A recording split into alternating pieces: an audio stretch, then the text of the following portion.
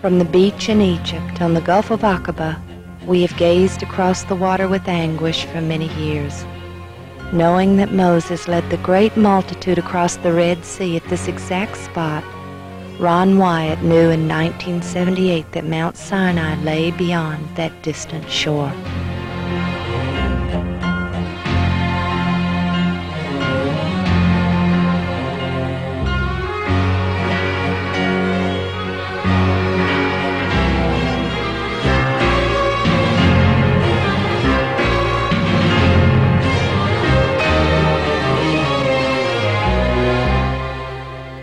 Mount Sinai, where the law was written by God's own finger. Finally, we can see this majestic mountain where God's own presence once rested. Jabal el-Lawz in northwest Saudi Arabia. In Galatians 4:25, the Apostle Paul tells us, "For this Agar is Mount Sinai in Arabia." Exodus 19:18, "And Mount Sinai was altogether on a smoke, because the Lord descended upon it in fire."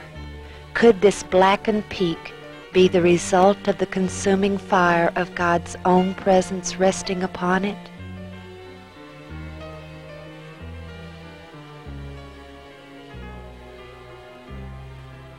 In 1 Kings 19, verses 8 and 9, we read how Elijah came to Horeb and went into a cave. Here we see a very large cave just below the solitary tree which is between two massive granite boulders.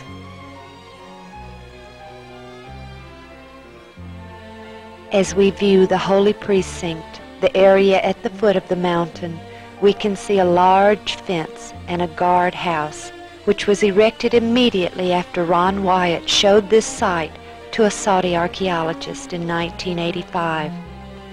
This fence follows along the line of 18-foot diameter boundary markers which Moses was directed to erect by God.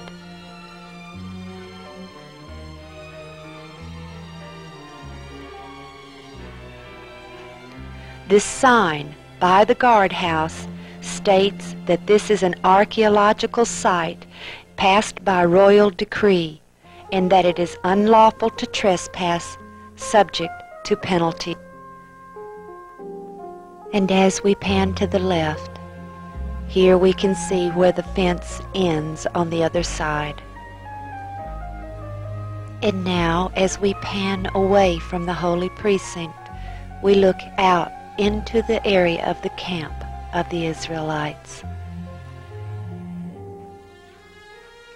There are several archaeological remains still here, but this one is of particular interest for us. In Exodus chapter 32, we read of the golden calf and how Aaron fashions it. And in verse 5, "And when Aaron saw it, he built an altar before it, and Aaron made proclamation and said, 'Tomorrow is a feast to the Lord.'" There is little doubt that these are the remains of that very altar which Aaron built to the golden calf. When the Saudi archaeologist from Riyadh University, who went there with Ron in 1985, saw this, he was very excited. The 12 petroglyphs of cows and bulls captured his interest because they are found nowhere else in Saudi Arabia. The style of their horns and bodies is distinctly ancient Egyptian, the same style found in the temples and tombs of ancient Egypt.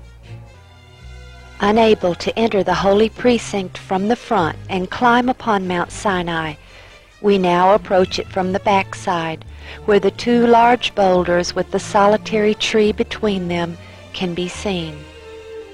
Climbing the mountain here, we soon find ourselves on top of a large, sheltered plateau.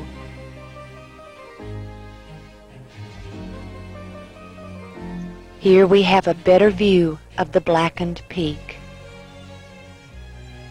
Panning the area, We find it to easily be large enough to accommodate the 70 elders who accompanied Moses up into the mountain at one point in time. The peak to the left is where the solitary tree is, but it cannot be seen because of our angle.